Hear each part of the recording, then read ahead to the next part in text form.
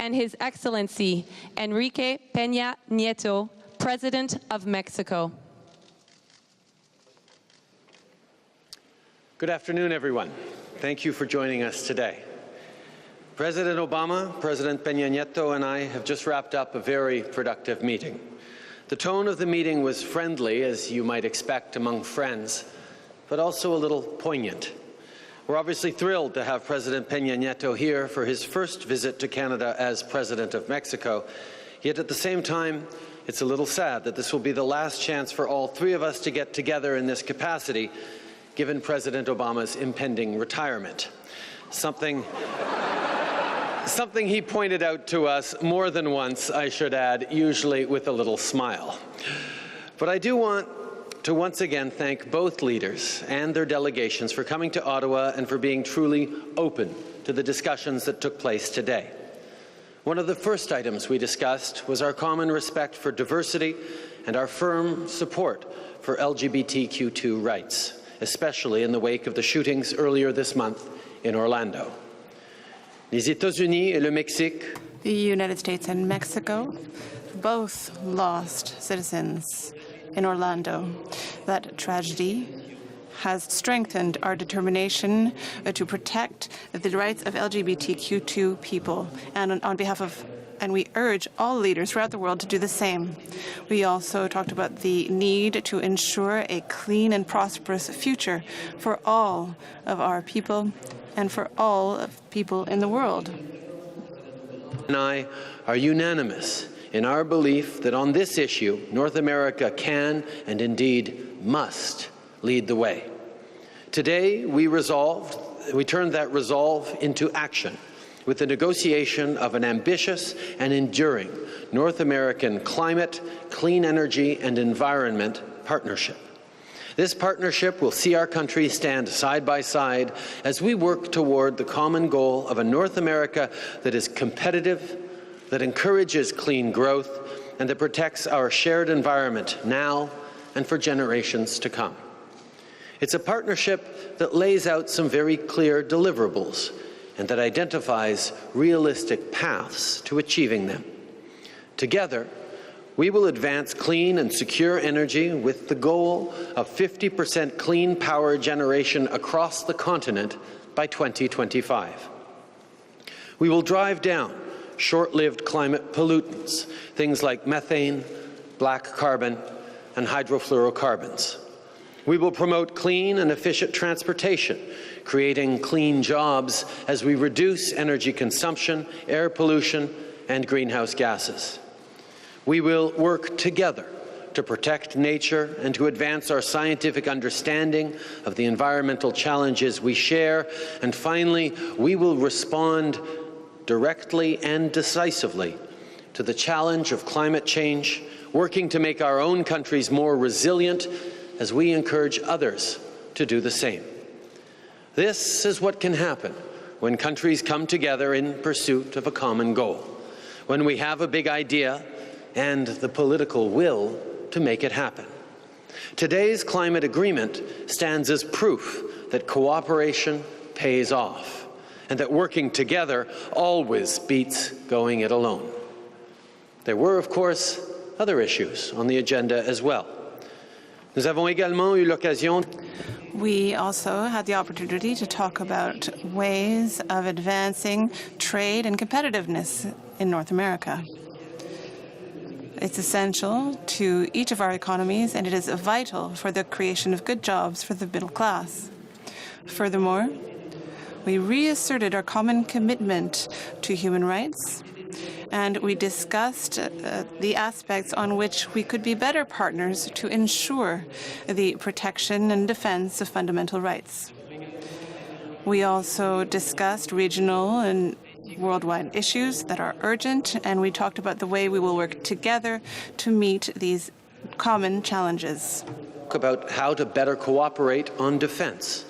But it also meant forging a closer working relationship when it comes to providing development and humanitarian assistance, as well as finding ways to more effectively combat public health challenges, the illicit flow of funds and drugs, and human trafficking.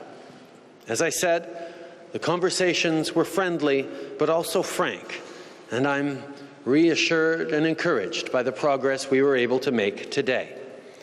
Relationships between the citizens of our three nations have always been strong, even in the past when our governments haven't always seen eye to eye. It's gratifying that once again we are able to come together as leaders of three truly great nations to honor that enduring friendship and to once again deliver real results for the people of Canada, Mexico, the United States, and indeed the entire global community. Thank you, Barack and Enrique, for all your hard work today and every day. I'd now like to introduce the President of Mexico, Enrique Peña Nieto. Thank you very much, Prime Minister of Canada, Honorable Barack Obama. With this press conference, we come to an end of a stay in Canada, 2 days of state visit, and today at the North American Leaders Summit. Prime Minister Trudeau, allow me to say once again how grateful I am for your hospitality, for the warmth with which we were received, myself and my delegation. We were warmly welcomed in this country. We're going back to Mexico with memories of the warm welcome that the Canadian people showed in Quebec, in Toronto, and Ottawa. We're going back to Mexico fully convinced that we have renewed our bilateral relationship with Canada. Canada, in yourself. Canada has a leader that is going back to universal values that make Canada stand out in the world. President Barack Obama, I would like to say that we acknowledge your determination to have a more united, integrated, and competitive North America, a more prosperous and inclusive North America. I would like to highlight, specifically being the last North American Leaders Summit that you will attend to as the President of the United States, I would like to acknowledge that Mexico recognizes the fact that you have promoted along Mexico a strategic partnership, and you have always been prone and willing to work towards a bilateral agenda that covers different fronts beyond security. In the process of generating clean energy, you have favored those efforts. You have always favored a more expedited trade, a safer border, more competitiveness in our trade. You have always been in favor of having cooperation in education and cultural matters. You have always been willing to push technology and science forward. But there is no doubt that your legacy also covers other regions of Latin America.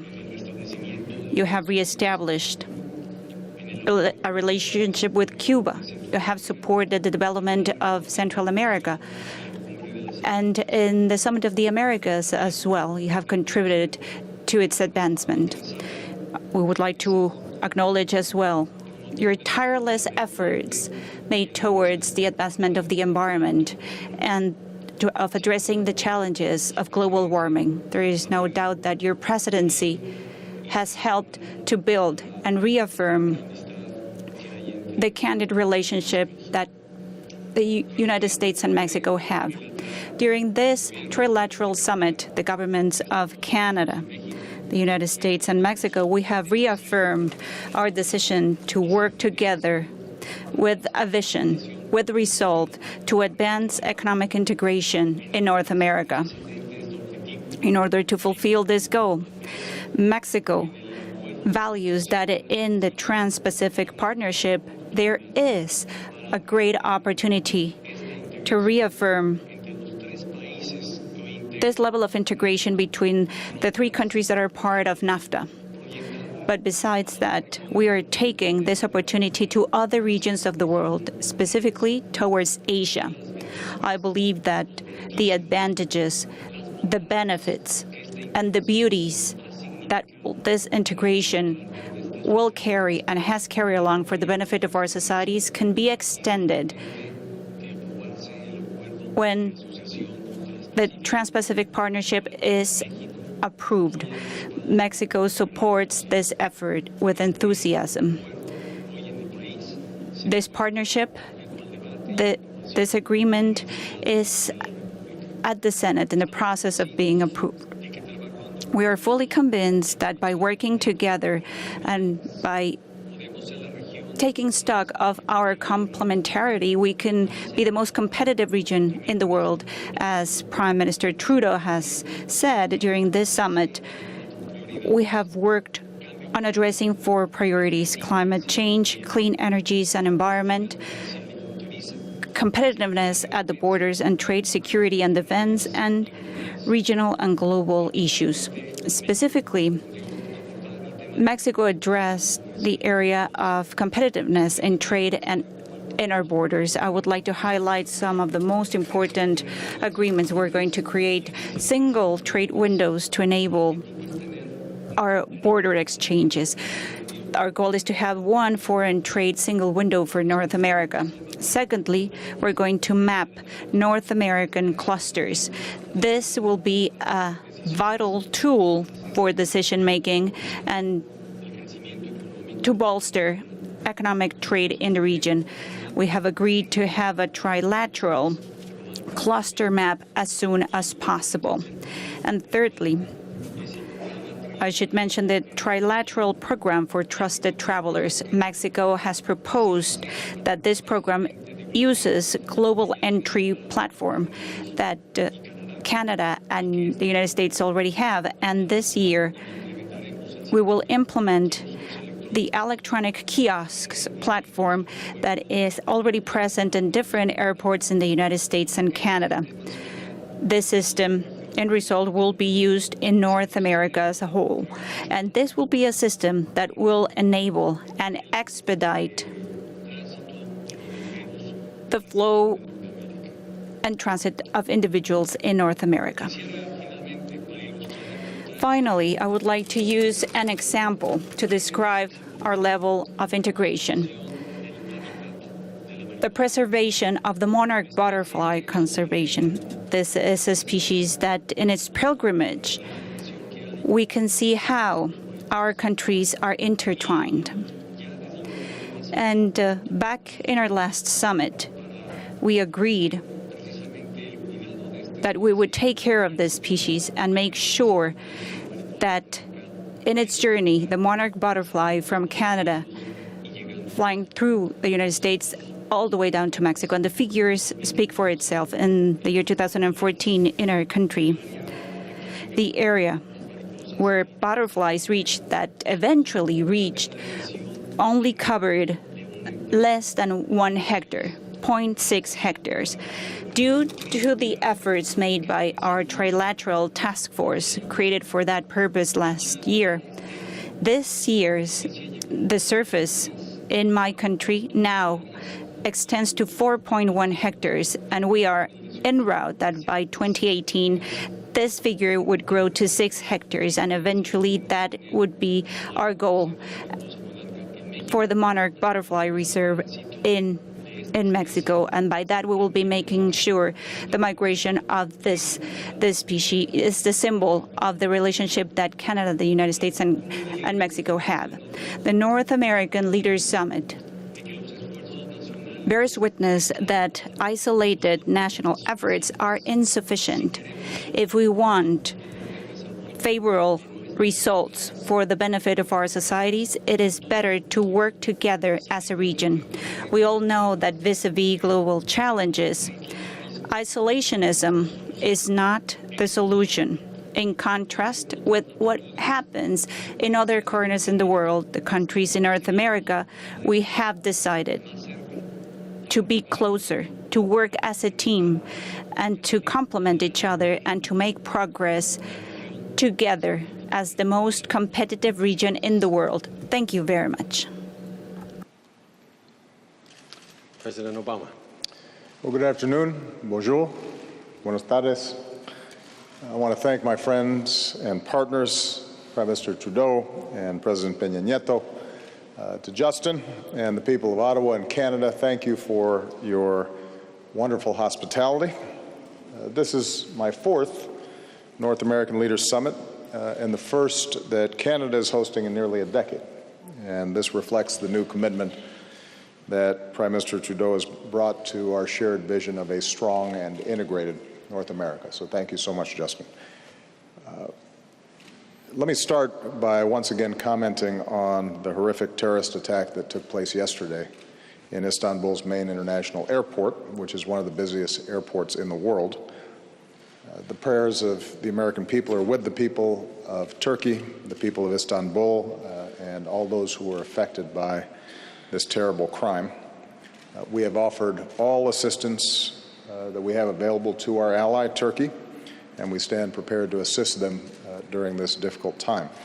We're still learning all the facts, but we know this is part of our broader shared fight against terrorist networks, and we will continue to work closely with Turkey to root them out. And meanwhile, we're going to do what's necessary to protect our people. I'm confident that we can and we will defeat those who offer only death and destruction, and we will always remember, even as there are those who are trying to divide us, that we are stronger when we come together and work toward a better world together. We're reminded of this basic fact at this summit. Combined, our three nations are home to nearly 480 million people. We are bound together by family, including millions of immigrants who trace their roots to each other's countries. We're not only among each other's top trade partners, we are a global hub of innovation with integrated economies and supply chains and co-production that span our borders. On every security and global challenge, we are partners. And we're united by common values of democracy and pluralism and a commitment to human dignity. Over the past 8 years, I've worked to strengthen our partnerships with our friends in the Americas, and that begins with strengthening our relationship with Canada and Mexico. During my administration, for example, we boosted U.S. exports to Canada and Mexico by about 50%. That supports about 2.8 million American jobs. And today, as Justin and Enrique described, we agreed to build on that progress in several key areas. First, we agreed to make it even easier to do business together so that our region is even more competitive. We're bringing more advanced technologies and automation to our border crossings, which will reduce wait times for travelers and make it more affordable to trade. By the end of this year, we'll have a single trusted traveler program for all three of our countries, which will make it easier to travel while at the same time improving security. We'll continue to align our standards and regulations, which is especially important for small businesses who want to export more. We're going to do more together to promote women entrepreneurs and minority-owned businesses to succeed as well. And we're going to keep expanding our educational exchanges among our students. As has been mentioned, we discussed the Trans-Pacific Partnership. The politics of trade are always difficult in every country. I don't know any country where there aren't going to be some folks who argue against trade. But we all believe that in an integrated global economy, the goal is not for us to try to shut ourselves off from the world, but rather to work together to raise standards around the world for workers and for the environment. And that's exactly what TPP does. It's the right thing to do, and we're going to keep working for it. Given the flood of steel and aluminum on global markets, however, it points to the fact that free trade also has to be fair trade. And our three countries agreed to work together on a range of trade measures to enforce our rights and protect our workers and ensure a level playing field for the steel and aluminum industries here in North America. And given the vote of the United Kingdom to leave the European Union, our economic teams are going to continue to work together so that we remain focused on keeping our economies growing and making sure that the global financial system is stable, something I'm confident that we can do. Second, we're making sure that North America remains a leader in the fight against climate change, and I could not be prouder of the work that Justin and Enrique have done to help realize this important goal. All three of our nations are now committed to joining the Paris Agreement this year so we can bring it into force. We're announcing a new goal across our continents of generating 50% of our electricity with clean power by 2025, which is a bold goal, but is an imminently achievable goal. The United States government's making a major commitment to purchase more clean energy for federal facilities and more clean and efficient government vehicles, and all three of our countries are committed to reducing methane emissions from the oil and gas sector by 40 to 45% by 2025. Third, we're going to do more to make sure that we're looking after the safety and health of our citizens from the danger of illicit drugs.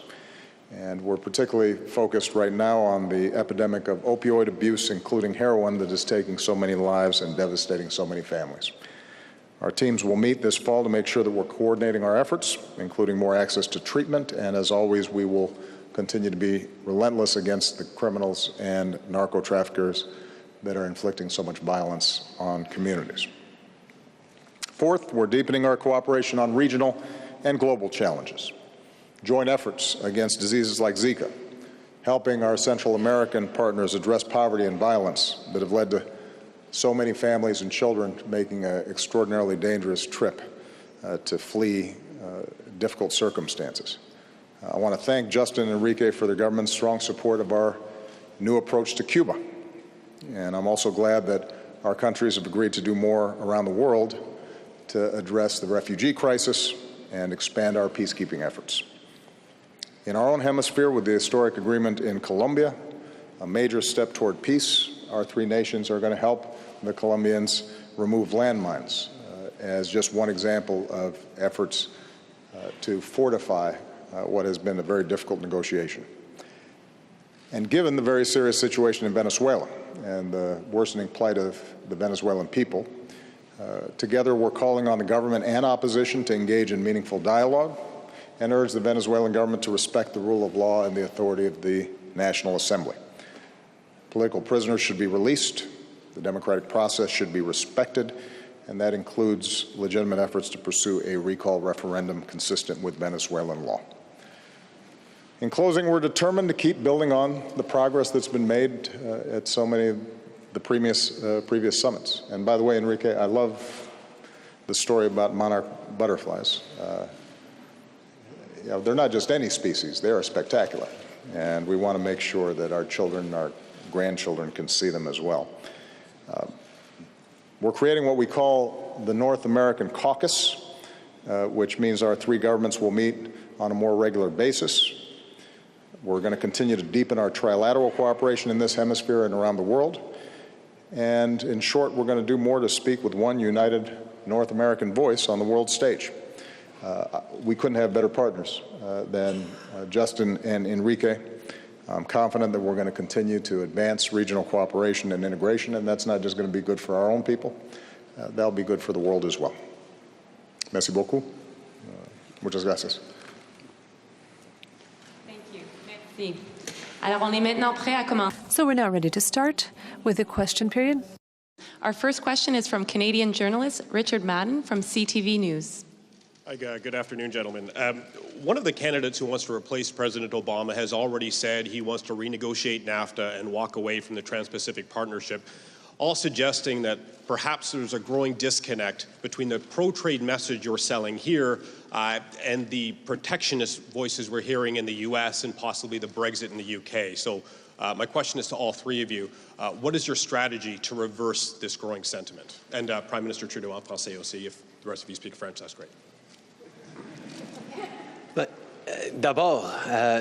First of all, our strategy is to highlight how much trade and positive agreements among our nations are good not only for the economy of the world and the economy of our countries, but it's also good for our citizens. We know that industries that export more goods pay salaries that are 50% higher than sectors that don't export.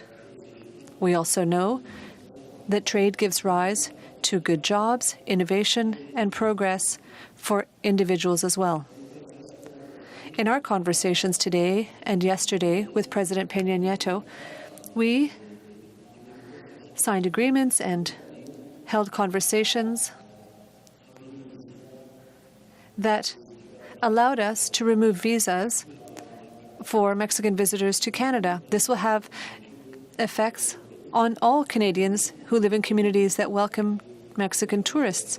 It will also allow Canadian agriculture producers to have access to the Mexican beef market. These are examples of the cooperation that we say is good for the North American market, but also good for the entire world.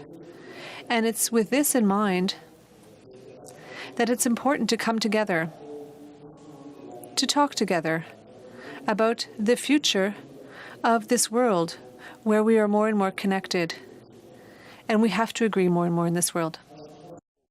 The kinds of protectionism that we're seeing around the world is indeed to highlight that when we come together, like in events like this North American Leaders Summit, there's an opportunity to come together in ways that are beneficial for the global economy, that are beneficial for our country's economies, but mostly that are beneficial for individual citizens. We know that export-intensive industries pay on average 50% higher wages than non-exporting industries. We know that trade leads to innovation and opportunities for communities, for individuals, for workers. And we need to make sure that we're dealing with challenges and problems as they come up, and that's where a constant engaged dialogue comes with positive outcomes. Just yesterday with President Peña Nieto, we were able to establish forward movement on two difficult issues between not just our countries, but our peoples, which will have a beneficial impact on both sides of the deal.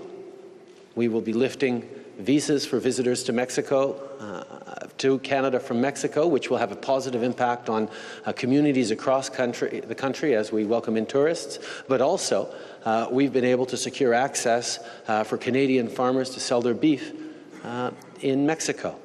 These are good, concrete things that happen when we pull together and deal with important issues.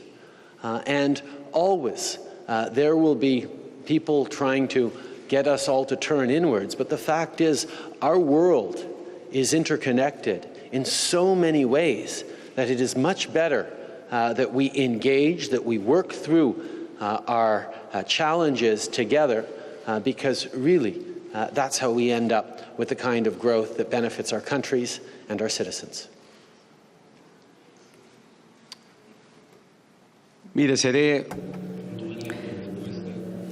I'll be very brief on addressing your question. There are some times that what one has not been valued enough until you lose them. And what this integration has managed to achieve in North America is precisely to give to our three countries more opportunities and to give our societies more opportunities by growing trade,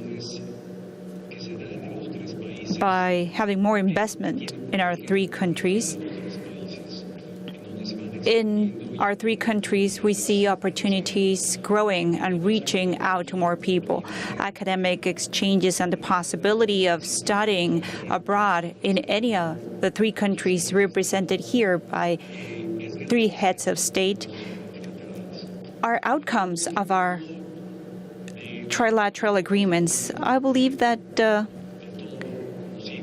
we are all aware of how the reactions are of what happened in the UK, and there's still uncertainty. The outcome of the referendum is uncertain. But when someone values what you had, then is when we see such reactions. So we are here trying to innovate, to be more competitive. Why? Because we are competitors, yes, but we have complementary economies, and that would give more development to our societies. I believe that this is the main goal of our efforts. the agreements made here are not only agreements made by 3 heads of state. We are building roads.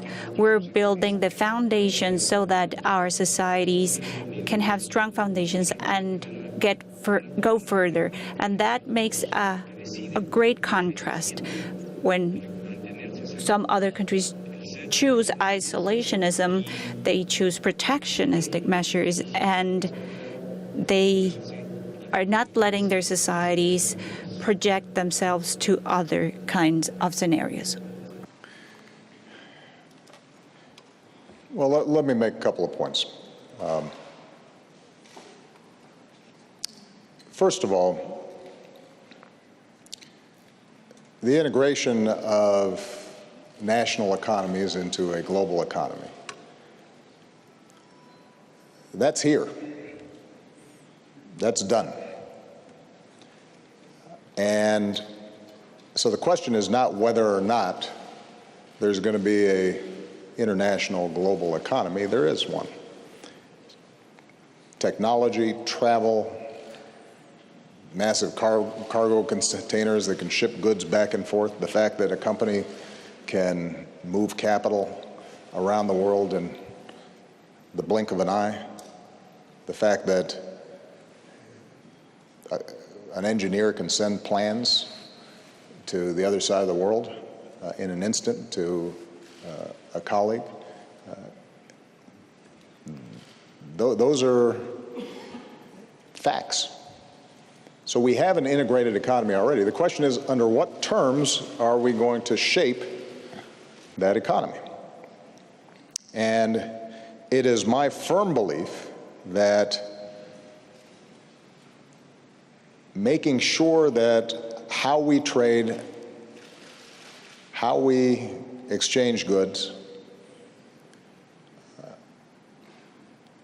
it is my firm belief that shaping those in accordance with the values that our 3 countries care deeply about is going to be good for us. And us trying to abandon the field and pull up the drawbridge around us is going to be bad for us. Now, with respect to Brexit, I think it's important to point out that those who argued about leaving the European Union are the same folks who the very next day are insisting, don't worry, we're still going to have access to the single market. So apparently their argument was not against trade generally, they just didn't want any obligations to go with the access to the free market. And it's important for us not to draw easy analogies between what happened in the UK and the EU versus what's happening between our 3 countries in terms of trade, or what's happening in terms of us attempting to access Asian markets through TPP. That's point number 1. Point number 2. Ordinary people who have concerns about trade have a legitimate gripe about globalization. Because the fact is that as the global economy is integrated, what we've seen are trend lines across the advanced economies of growing inequality and stagnant wages, and a smaller and smaller share of overall productivity and growth going to workers, and a larger portion going to the top 1%. And that's a real problem, because if that continues, the social cohesion and political consensus needed for liberal market economies starts breaking down. So they're right to be concerned about that. I'm concerned about it, Justin's concerned about it, and Enrique is concerned about it. The question is, what do you do about it? And the prescription of withdrawing from trade deals and focusing solely on your local market, that's the wrong medicine. First of all, because it's not feasible, because our auto plants, for example, would shut down if we didn't have access to some parts in other parts of the world. So we'd lose jobs. and the amount of disruption that would be involved would be enormous. Secondly, we'd become less efficient. Costs of our goods in our own countries would become much more expensive. And this nostalgia about an era when everybody was working in manufacturing jobs and you didn't need a college degree and you could go in and as long as you worked hard, you could support a family and live a middle-class life. That has been undermined far more by automation than it has been by outsourcing or the shift of jobs to low-income or low-wage countries. I mean, the steel industry is producing as much steel in the United States as it ever was. It's just it needs 1/10 of the workers that it used to. And this is why my pushback on both the left and the right when it comes to protectionism or anti-trade arguments is you are right to be concerned about the trends, but what you're prescribing will not work. And there's a better way of doing this. And the better way of doing it is countries like ours that have high labor standards and high environmental standards and strong protection of intellectual property and rule of law, we've got to get out there and help to shape those rules so that they work for our workers and our businesses. Because if we don't, China will write the rules, and they may not have the same regard for the values that we care about. Other countries will write the rules in ways that disadvantage our workers and our businesses. In Asia right now, there are a whole lot of tariffs that keep our products out, but because we happen to be some of the most open nations in the world, they're selling our stuff in. So we can't disengage, we got to engage more. And if we combine that with investments in education and tax policies that are fair and making sure that college is affordable and we're strengthening the safety net and we're rebuilding our infrastructure, which are jobs that cannot be exported, and we're making investments in research and development, and we're building an inclusive society in which everybody's got a fair shot. That's how we're going to solve these problems. And what is absolutely true is that too many folks who've been in charge around the world have neglected that side of the equation. So we're going to keep on pushing hard to shape an international order that works for our people.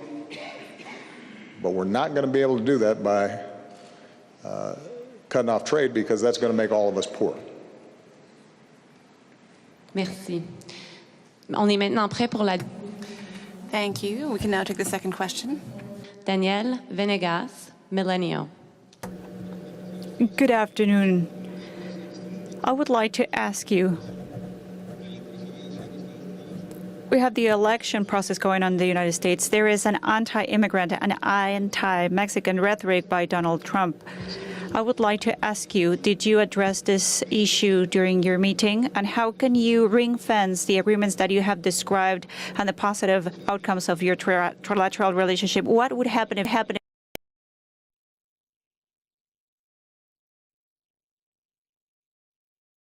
I would like to begin by saying that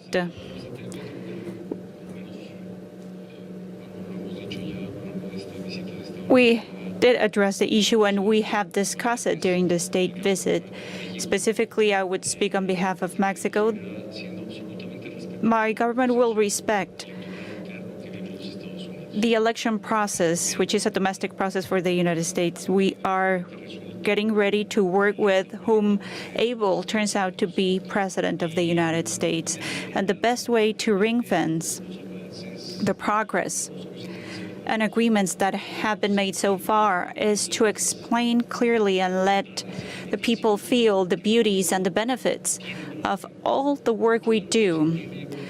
Most of what we have today, it's not random. It might be a gift from God, but It is actually the outcome of our work, of the foundations and the work we have done so far. And I believe that in the end of the day, what we managed to achieve today would teach us a lesson. It would be for the Americans to define who would provide them better guarantees to move into the path towards growth and development based upon what we have managed to build in the past. Well, I think Enrique is right. Whoever becomes the President of the United States is going to have a deep, strong interest in having a strong relationship with Mexico. It's our neighbor, our friend, and one of our biggest trading partners. I think I've made myself clear, setting aside whatever the candidates are saying, that America is a nation of immigrants. That's our strength. Unless you are one of the first Americans, unless you are a native American, somebody somewhere in your past showed up from someplace else. And they didn't always have papers. And the genius of America has been to define ourselves not by what we look like, or what our last name is, or what faith we practice, but our adherence to a common creed. A belief that all people are created equal, a belief in free speech and freedom of assembly and democracy and pluralism and tolerance and rule of law. And we have observed those ideals imperfectly at times, but in each successive generation, we've gotten a little bit better at it. We've come closer to our ideals. And the notion that somehow we would stop now on what has been a tradition of attracting talent and strivers and dreamers from all around the world, that would rob us of the thing that is most special about America. And I don't think it will happen. Now, people are genuinely concerned about immigration that is not orderly, people pouring across borders without having gone through some sort of process. It adds to people's sense that things are out of control. And that's why we've invested in securing our borders, and we've made unprecedented investments. It's part of the reason why illegal immigration to the United States is actually at its lowest level since the 1970s.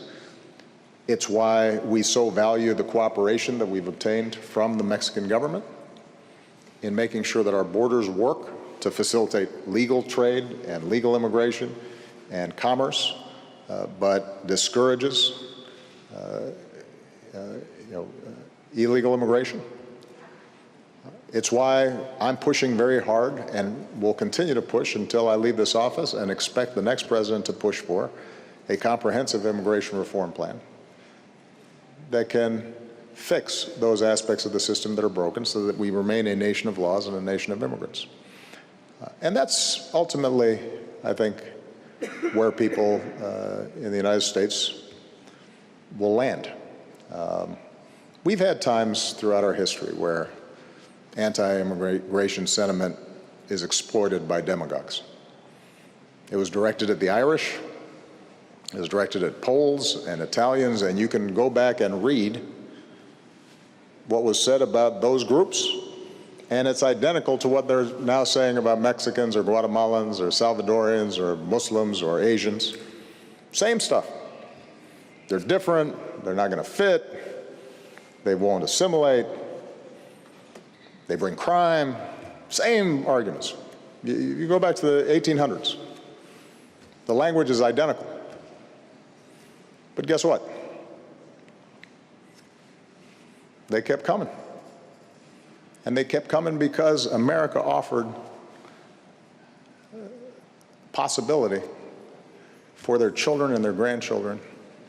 And even if they were initially discriminated against, they understood that our system will over time allow them to become part of this one American family. And so we should take some of this rhetoric seriously and answer it boldly and clearly. But you shouldn't think that that is representative of how the American people think. And now our third question, la troisième question des États-Unis from the United States, reporter Roberta Rampton from Reuters. I should point out that Roberta is also secretly from Canada. Not so secretly. So Canadians are now getting an extra question. Thank you, Mr. President. Given how the Brexit vote shook the stability of the global economy, do you feel that you need to do more to calm the markets quickly and perhaps encourage a quick exit rather than something that's long and drawn out? Do you still feel that the UK should be at the back of the queue for a trade deal with the United States? And are you going to make a full-throated pitch for the TPP, for your prescription, when you're out on the campaign trail this summer, stumping for Secretary Clinton? And Prime Minister Trudeau, I mean, you seem to be quite careful when you talk about Mr. Trump. Renegotiating NAFTA or tearing it up would be such a disaster for Canada. Why not come out and say that forcefully? And President Peña Nieto, in March you compared Mr. Trump to Hitler and Mussolini. I'm wondering if you still stand by that, and how worried are you that this time next year there will be a wall up on your border? Okay. Excellent questions, She doesn't Roberta. sound Canadian. That was pretty mean. Canadians are a little more subtle. I'm actually going to help out my friends a little bit on your last question, even though it wasn't directed at me, and just say, when I visit other countries, it's not my job to comment on candidates in the middle of a race, just because they may end up winning. And the relationship between governments tend to transcend whoever is in power at any given time. So it's a tough question. I'm not saying they shouldn't answer it. I'm helping them out a little bit. Because there's no doubt that when I visit countries, there are times where I've got preferences, but I rarely express them. With respect to Brexit, first of all, I think you've seen the markets settle down a little bit over the last couple of days. I didn't follow the markets today. But we're monitoring very carefully whether there's any systemic strains on the system. And so far, what you've seen is reactions in the market, stock prices, currencies, but I think the preparations that were done by central banks and finance ministers, our Treasury Secretary, indicate the degree to which the global economy in the short run will hold steady. I think there are some genuine longer-term concerns about global growth if, in fact, Brexit goes through and that freezes the possibilities of investment in Great Britain or in Europe as a whole. At a time when global growth rates were weak already, this doesn't help. And so when we attend the G20 summit in China later this year, one of the major topics, which is something that I've continually advocated for during the 7.5 years that I've been president, is we all have to look at what we can do to boost global demand, whether it's the United States adopting a more robust budget for infrastructure improvements and fixing water systems in Flint, Michigan, or repairing airports that are not as efficient as they should be, or rebuilding our power grid so that it can take advantage of clean energy, whether it's Germany, a country with a surplus, doing more in terms of spending, or Europe as a whole, lifting some of the austerity constraints that have been placed on them, whether it's China shifting to more consumer-based, domestic-based growth strategy as opposed to trying to export its way out of problems. There are going to be a whole host of measures that all of us can take to fortify the global economy, and that should be a top priority of ours. With respect to the actual Brexit negotiations, my main message to David Cameron, Angela Merkel, and others is everybody should catch their breath, come up with a plan and a process that is orderly, that's transparent, that people understand, and then proceed understanding that both sides have a stake in getting this right. I think that will be a difficult, challenging process, but it does not need to be a panicky process. I think it can be a steady, sensible process. Obviously, leadership issues in Great Britain will need to be resolved for it to move as crisply and as effectively as it needs to. But I think that's recognized, and that should happen fairly quickly. And I know that speaking with Chancellor Merkel, that her interest is not in retribution. Her interest is in making sure that the process works. And I have a lot of confidence in people being able to do that, and we will help in any way that we can to facilitate that. And then the last part of your question is with respect to the UK and any trade agreement with the United States. Frankly, we will be the least of their problems right now because their first order of business is going to be to address the market where they sell half their goods, which is Europe. And these things are not easily negotiated, particularly because we've been spending our time trying to negotiate with the European Union. And so to suddenly go off on another track will be challenging. But I think their first and primary concern is going to be to try to figure out how they interact with the European Union and the European market if in fact and when in fact they leave. I have emphasized throughout, though, that the special relationship that we have with Great Britain does not change. The ties of affection and family and language and institutions and culture and the business relationships that exist, those are so deep and so long-lasting. The cooperation we have on security issues and on global challenges, those are so fundamental that our relationship with the UK fundamentally doesn't change. We are concerned that their absence from the European Union and the potential disruptions within Europe make it harder for us to solve some of the other challenges that have to be solved. One of the things that's easy to forget amid the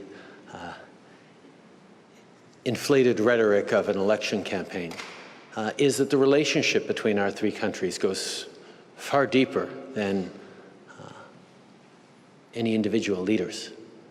And if the three of us get along, it's not just because we're aligned in many different values and priorities. It is very much because we serve citizens who are they themselves tremendously aligned in terms of priorities, in terms of hopes and dreams, in terms of desire for success and ways to reach it. So when you look at the level of integration of our supply chains, of our markets, of the flow back and forward across borders of goods, of people, and the tremendous benefits that have come from proximity and strong relationships to individual citizens across this continent. It's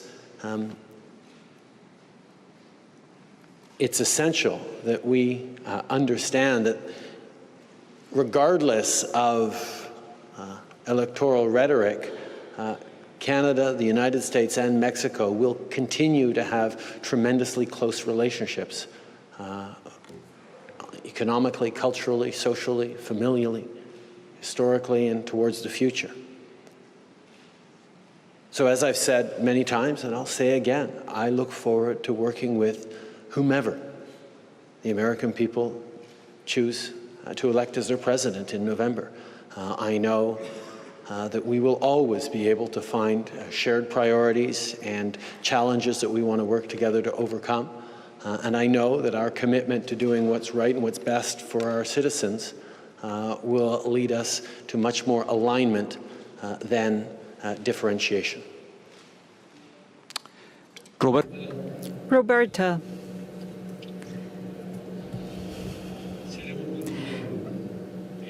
I'll go straight to the point to describe the stand of my administration and my own very personal point of view. I've said it and I'll say it again.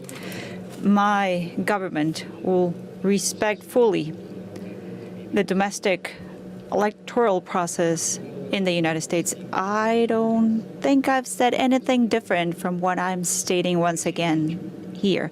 What I have said is that today, and it did not make reference to a specific place, my words reinforce what I believe. I believe that in this global scenario, and I'll use President Obama's words, and as he said, he gave us a hand to address this question.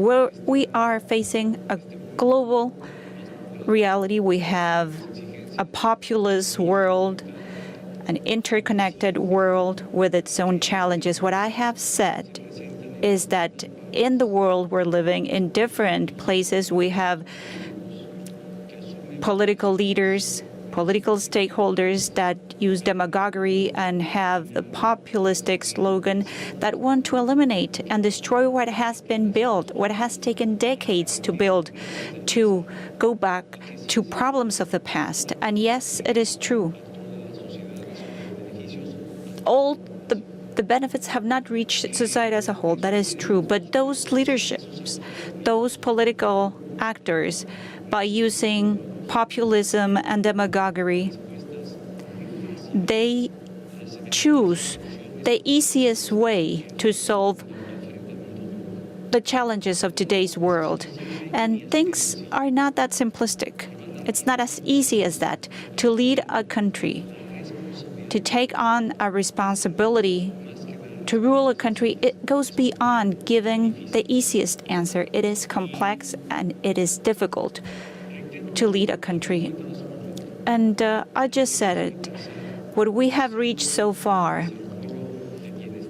the level of development, the level of well-being that we have in the world, without a doubt, makes contrast with what the situation that we lived 30 years back. Never before a global society, or the societies at least of our three countries, had lived the level of development and well-being that we enjoy today. Never before had our countries had a high life expectancy as we have today. Never before had we had the opportunity to have access to the knowledge of the world as fast and as easy as we do today. Never before were in such a level of connection between society and the possibility of having access to any product from any corner of the world as we do today. And that was built throughout the years by using the model based on openness, free trade, trade agreements. And the biggest challenge today is to make sure that those benefits reach out to every single citizen. But the solution proposed by some is not by destroying what we have been built. It is not taking a different route to choose the road towards isolationism and destruction.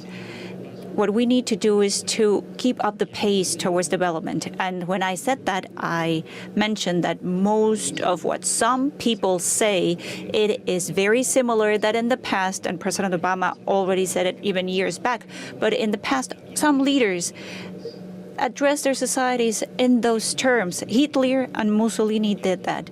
And the outcome, it's clear to everyone. It resulted in devastation.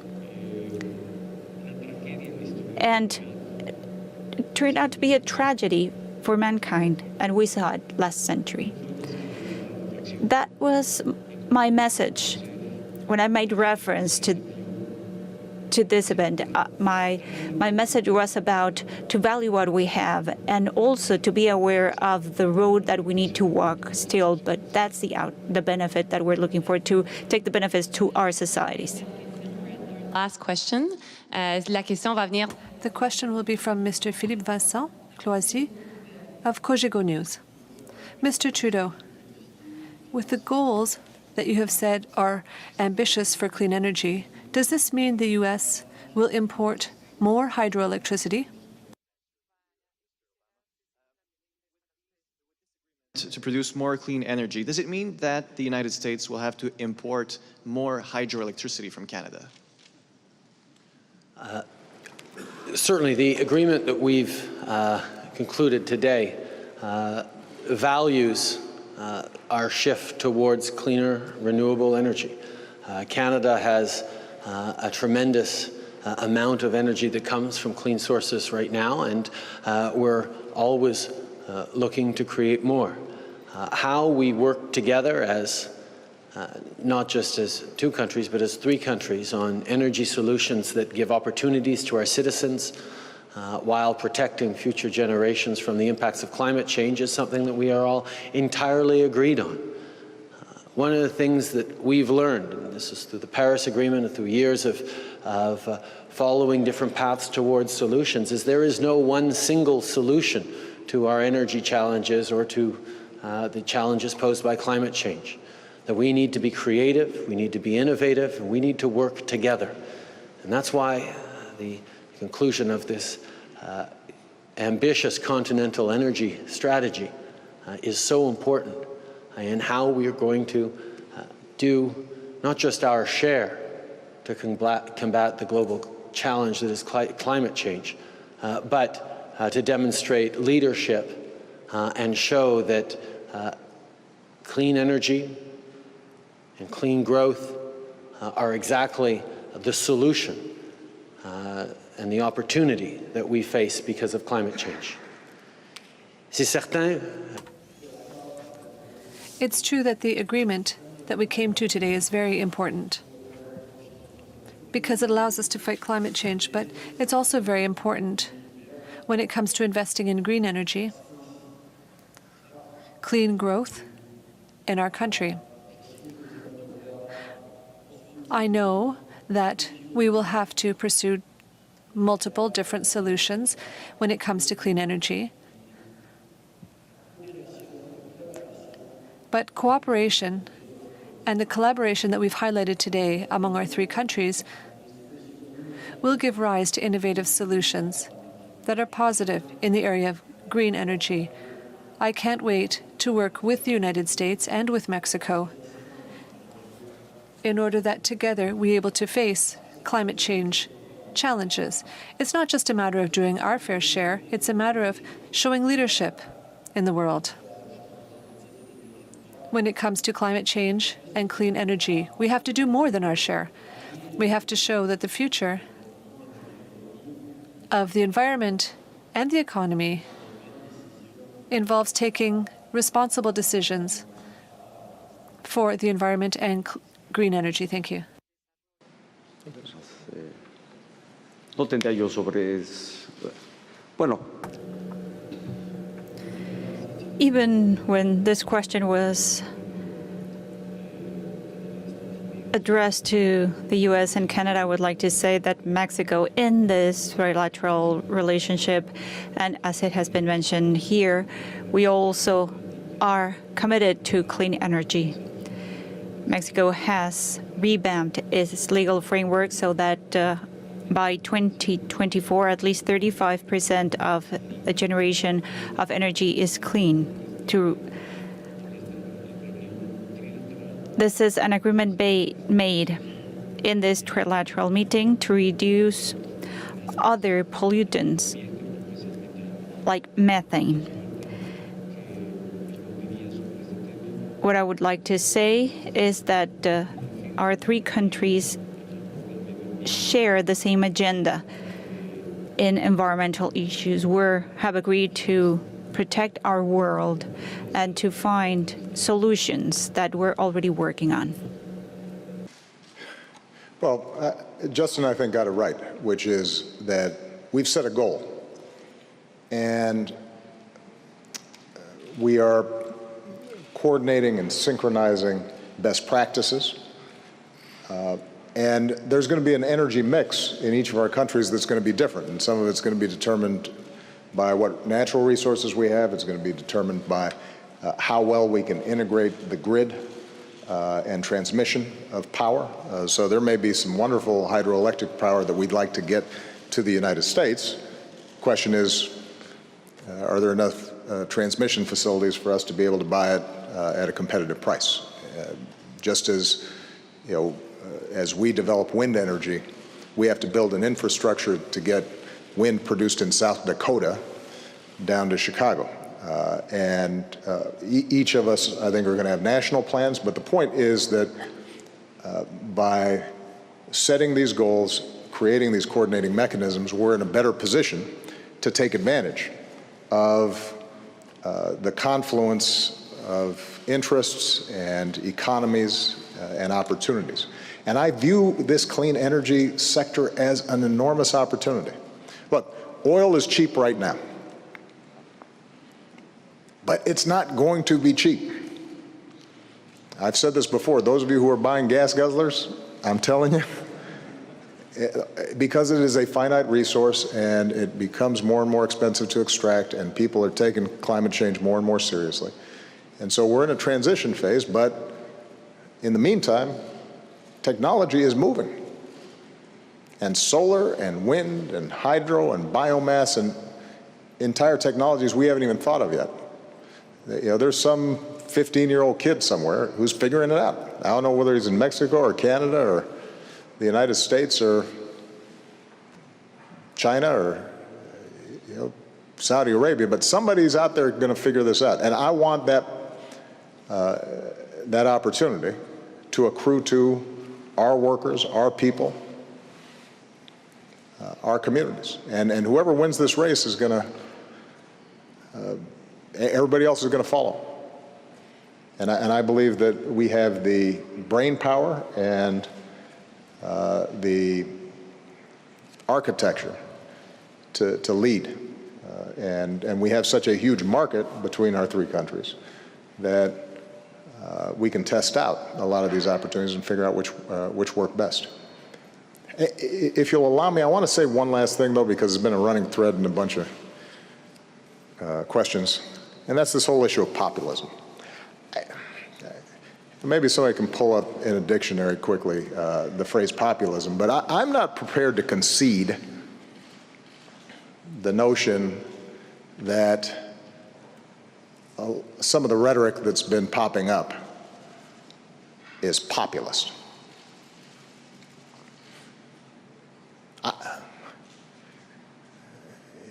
When I ran in 2008, and the reason I ran again, and the reason even after I leave this office I will continue to work in some capacity in public service, is because I care about people, and I want to make sure every kid in America has the same opportunities that I had. And I care about poor people who are working really hard and don't have a chance to advance. And I care about workers being able to have a collective voice in the workplace. and get their fair share of the pie. And I want to make sure that kids are getting a decent education and a working mom has child care that she can trust. And I think we should have a tax system that's fair, and that folks like me who have benefited from the incredible opportunities in my society should pay a little bit more to make sure that somebody else's kids who weren't as lucky have those same opportunities.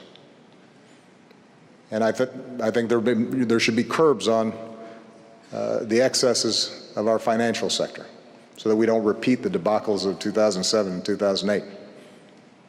And I think there should be transparency in how our systems work, so that we don't have people dodging taxes by setting up offshore accounts in other places and avoiding the responsibilities that their fellow citizens who don't have fancy lawyers and accountants, that they can't benefit from those same tricks. Now, I suppose that makes me a populist. Now, somebody else who has never shown any regard for workers, has never fought on behalf of social justice issues or making sure that poor kids are getting a decent shot at life or have health care, in fact, have worked against economic opportunity for workers and ordinary people. They don't suddenly become a populist because they say something controversial in order to win votes. It's not the measure of populism. That's nativism or xenophobia, or worse, or it's just cynicism. So I would just advise everybody be careful about suddenly attributing to whoever pops up at a time of economic anxiety the label that they're populists. Where have they been? Have they been on the front lines working on behalf of working people? Have they been carrying the laboring oar to open up opportunity for more people? Now, there are people like Bernie Sanders who I think genuinely deserve the title, because he has been in the vineyards fighting on behalf of these issues. And there, the question is just going to be, all right, we share values, we share goals, how do we achieve them? And I do think Enrique's broader point is right, which is, sometimes there are simple solutions out there, but I don't know, I've been president for 7.5 years, and it turns out that's pretty rare. And the global economy is one of those areas where there aren't a lot of simple solutions. And there aren't a lot of shortcuts to making sure that more people have opportunity in our countries. We are going to have to educate our kids better, and that takes time. We've got to make sure our manufacturing sector is more dynamic and competitive, and that takes time. We've got to restructure our tax codes to incentivize the right things and make sure workers are getting higher pay. That takes time. We've got to raise minimum wages. We've got to make sure that college is affordable. We have to restructure and reform our financial sector so they're not reckless, but we got to do so in ways that don't destroy the entire system and throw millions of people suddenly out of work. And when we bailed out the auto industry, that wasn't popular, so maybe I wasn't populist, but I tell you what, all those automakers, all those UAW members, both here in the United States and in Canada, are pretty happy I did, even though it had about 10% popularity at the time, even in states like Michigan. So I don't know, maybe that was an elitist move on my part because it didn't pull well. Last time I visited an auto plant, though, they were pretty happy. So let's just be clear that somebody who labels us versus them or engages in rhetoric about how we're going to look after ourselves and take it to the other guy. That's not the definition of populism. Sorry. This is one of the prerogatives of when you're at the end of your term. You just kind of, you go on these occasional rants. Alors, ceci conclut notre And with this, we conclude our press conference. Thank you very much. Merci. Muchas gracias.